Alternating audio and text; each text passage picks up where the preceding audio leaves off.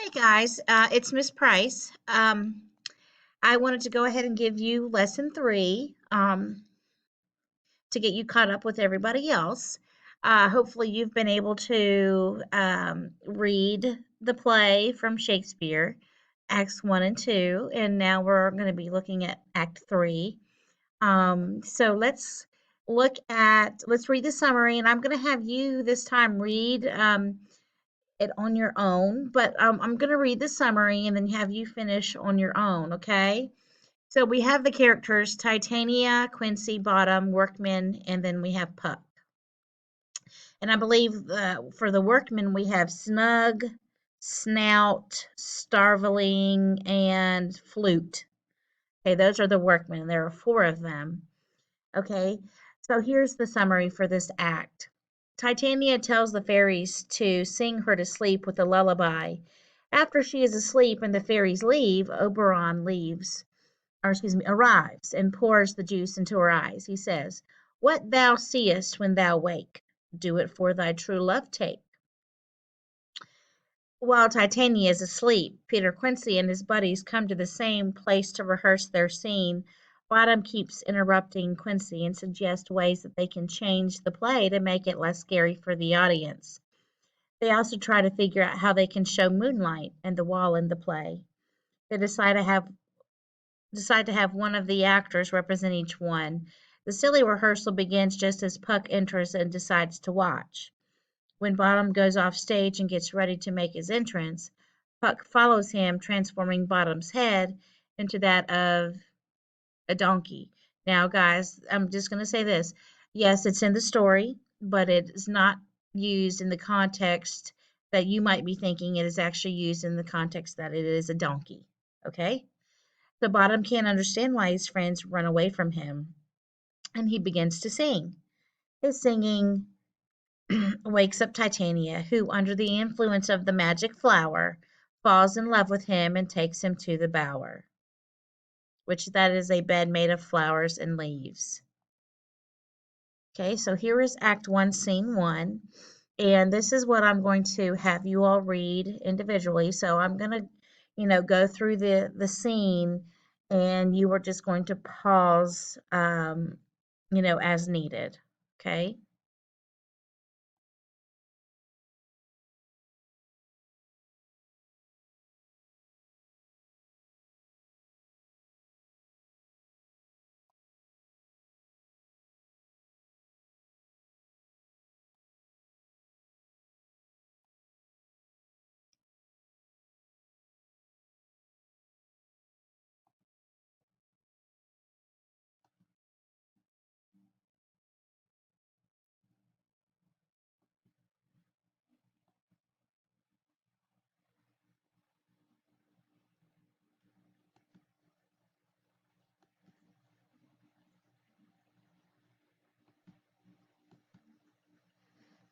Okay.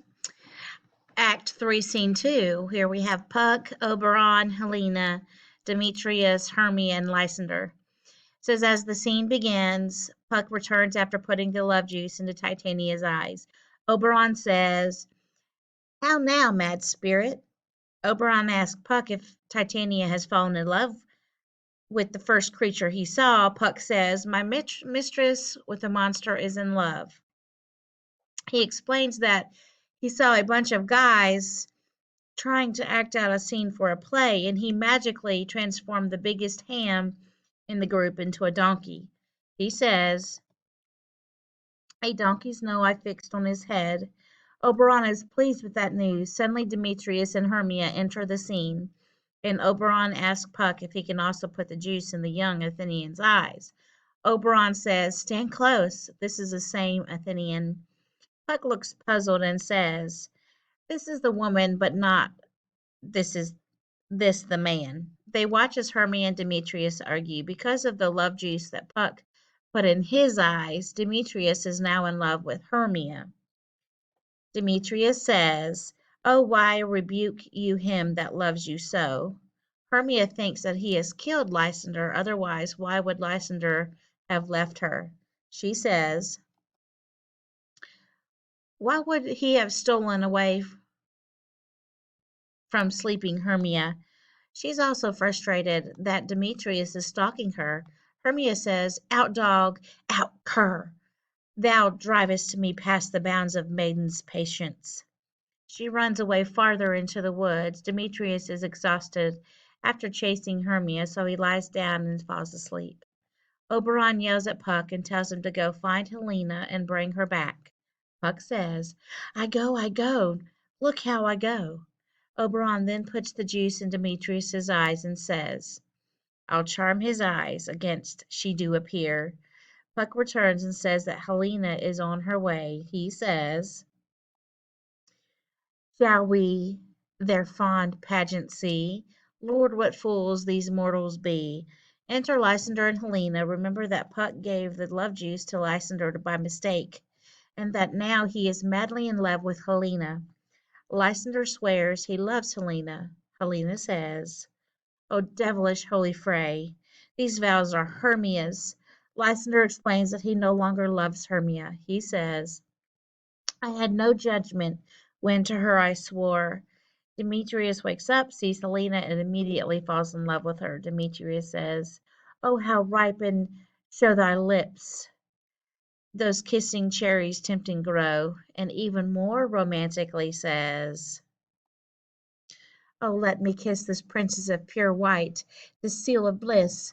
She thinks Lysander and Demetrius are making fun of her and yells at both of them. He says, or excuse me, Helena says, "Oh, spite, I see you all are bent to set against me for your merriment." She reminds them that they both love Hermia. She says, "You both are rivals and love Hermia, and now both rivals to mock Helena." Demetrius tells her that he no longer loves Hermia and tells Lysander, "Lysander, keep thy Hermia. I will none. If e'er I loved her, all that love is gone." Suddenly Hermia enters, sees Lysander, and asks him why he left her. She says, "Why unkindly didst thou leave me so?" He tells her he is now in love with Helena and says, "The hate I bear thee made me leave thee so." She can't believe it. She tries to hug him. He says, "Hang off, thou cat, thou burr, vile thing, let loose, or I will shake thee from me like a serpent." And then he adds, "Be certain nothing truer, till know jest that I do hate thee and love Helena." Hermia thinks that her old pal Helena has been sneaky and gotten Lysander to fall in love with her. Hermia turns to Helena and says, "You juggler, you canker blossom, you thief of love." Helena makes fun of Hermia and calls her a puppet and little. Lysander joins in and says to Hermia, "Get you gone, you dwarf, you bead, you acorn." Demetrius and Lysander continue to fight over Helena. Demetrius says to Helena, "I say I love thee more than he can do." The two men leave to go fight somewhere. Helena and Hermia continue to fight. Helena has had enough and says, "I will not trust you, nor longer stay in your cursed company." She runs away and is chased by an angry Hermia. Oberon yells at Puck for making such a mess of things. He tells Puck to create a fog and go get all the lovers to fall asleep in the same place. Then Oberon says he has a different flower that will undo the love juice. He tells Puck, oops, let's see, crush this herb into Lysander's eyes. Oberon's plan is for all the lovers to wake up at the same time, and then each man will fall in love with the right woman. Oberon says, "When they next wake, all this shall seem a dream." Puck creates a fog, brings them all back together, puts them to sleep, and puts the new herb into Lysander's eyes. Puck leaves them sleeping and says, "Jack shall have Jill, naught shall go ill, and all shall be well." Okay, and here is Act 3, Scene 2. That was just the summary, what I read. So what I want you to do, just, oops, sorry guys, just like Scene 1 from Act 3, I want you to just read it, pause it when you need to. Okay, so I'm going to go on.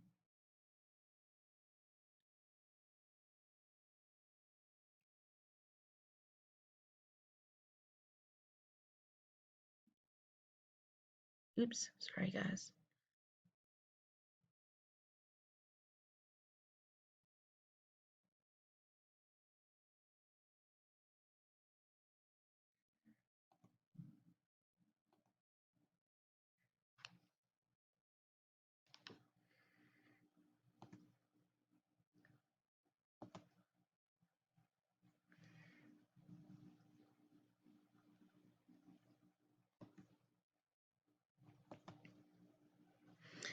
Okay, and Act 4 is where we'll start tomorrow.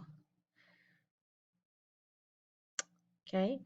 Now, what I would like for us to do, let me go back.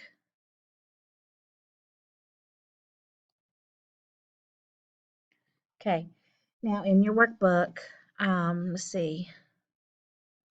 In your workbook, let's turn to page 68. Let me find that for us. Page 68. Excuse me, guys, while I just flip here. 68. Okay. All right, right here. Okay, so you're going to answer the questions on these 3 pages, 68, 69, and 70. So you are, it says The Woods Outside Athens, a Visitor's Guide. You are thinking of a brochure, so to speak, a visitor's guide of what you would add to your visitor's guide if you were actually making one. So it says an Athenian is considering going on a vacation to the forest. Based on the experiences the characters have, what kind of vacation do you think they might have if they traveled in the woods? According to um, oh, wait a minute. I just lost my train of thought. Think about the adjectives you might use to describe the woods and the adjectives you might use to describe a trip there. Would it be relaxing, adventurous, scary, exciting, luxurious, exotic, or something else? According to the story, right?